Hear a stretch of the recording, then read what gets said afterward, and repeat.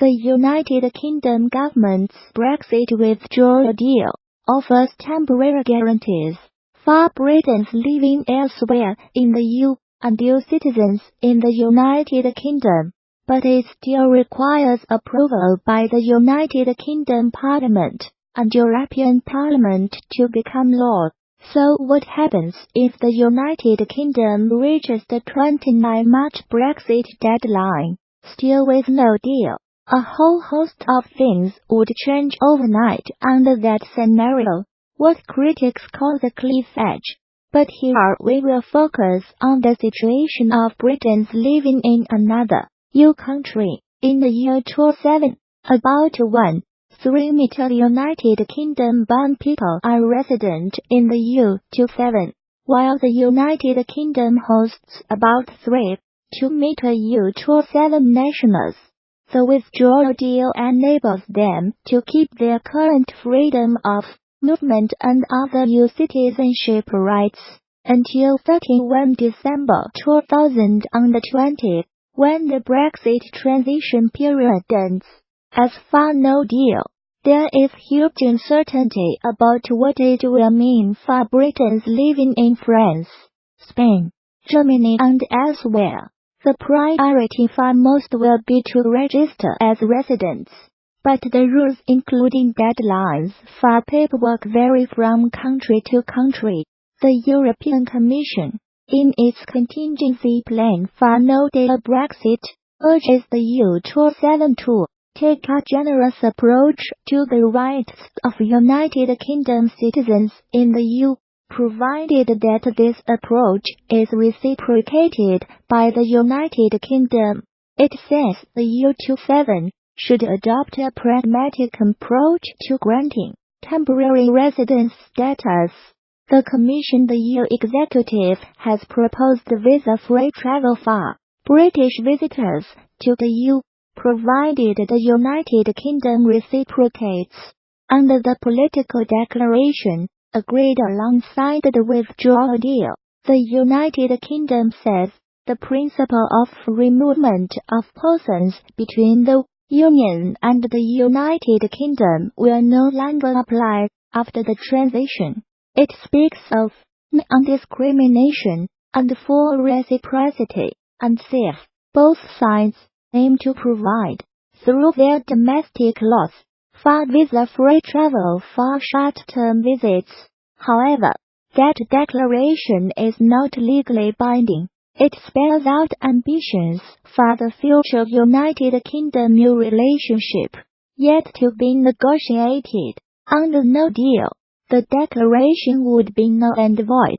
The United Kingdom would immediately be treated by the EU as a third country, like other non-EU states.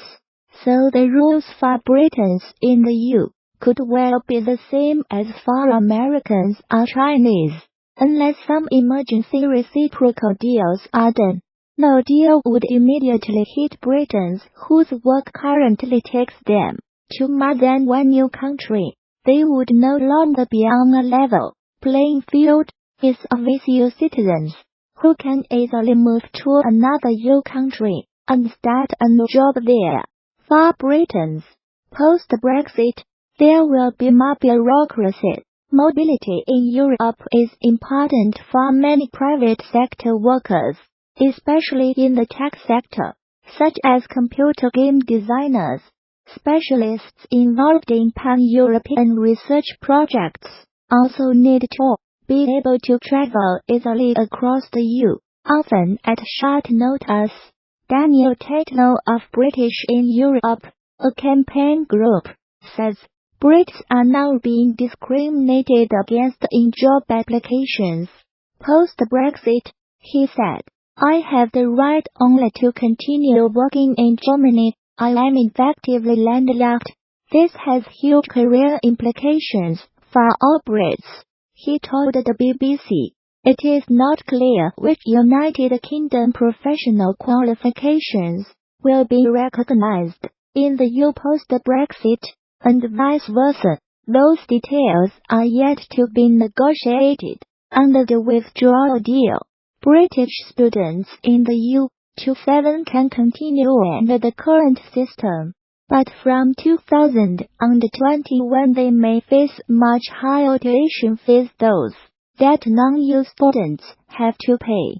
Only Germany and Norway, which applies euros, offer free tuition for international students. No deal would mean the current reciprocal healthcare, shared by the United Kingdom and the EU27, would no longer apply. It could send health insurance premiums soaring for United Kingdom citizens who need sufficient cover for holidays or work in the EU.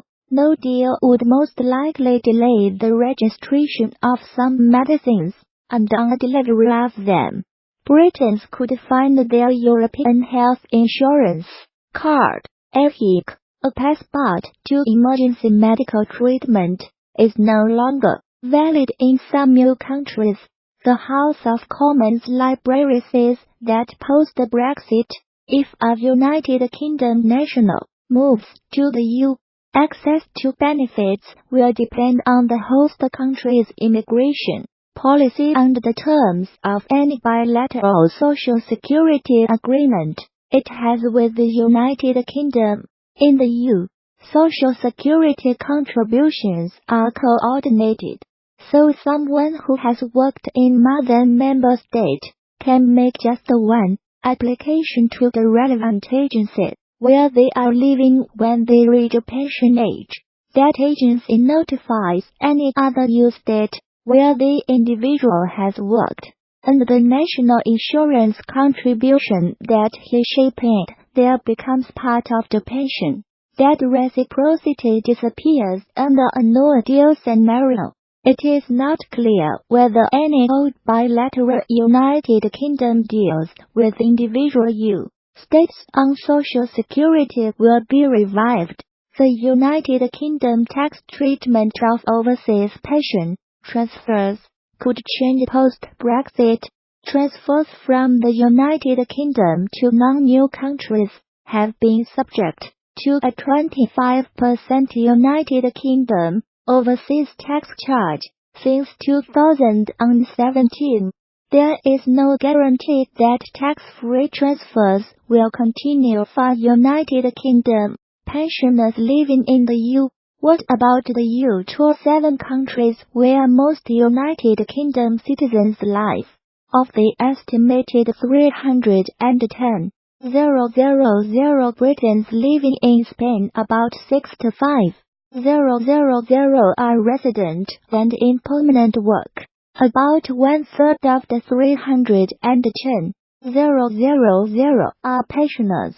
No deal would be much less of a problem for a Briton with dual nationality, but Spain does not allow it except for veterans of the 1930s left-wing international Brigades and Sephardi Jews who can prove a family connection with Spain.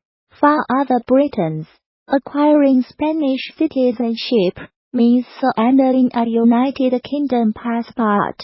Third country nationals in Spain have to prove annual income of at least 26,000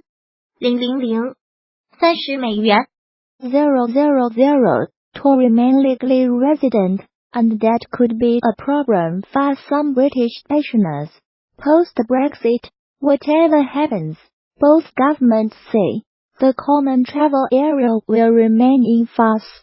That is a relief for Britons living in Ireland and the people of Northern Ireland. Under the CTA, Irish and British citizens can travel and work freely in both countries. It is also recognized by the EU. The big risk is that no deal could bring back a hard Northern Ireland, but something the withdrawal deal goes to great lengths to prevent.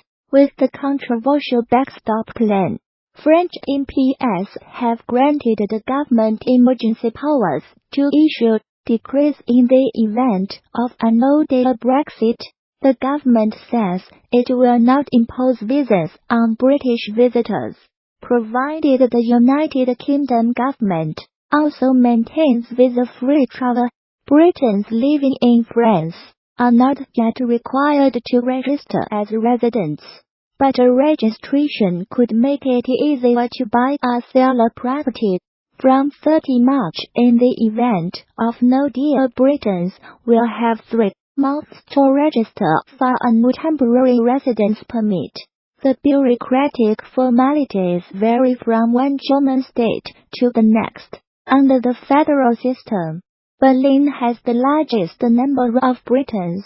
There has been a big influx since the 2016 Brexit referendum. A poacher has been ordered to watch the Disney film Bambi repeatedly after he was convicted of illegally killing hundreds of deer. Missouri hunter David Barry, Jr., must view the film at least once a month during his year-long sentence.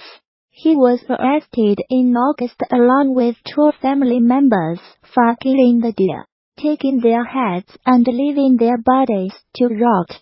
Prosecutors said it is reportedly one of the biggest poaching cases in Missouri history, on top of the jail sentence for the illegal deer hunting.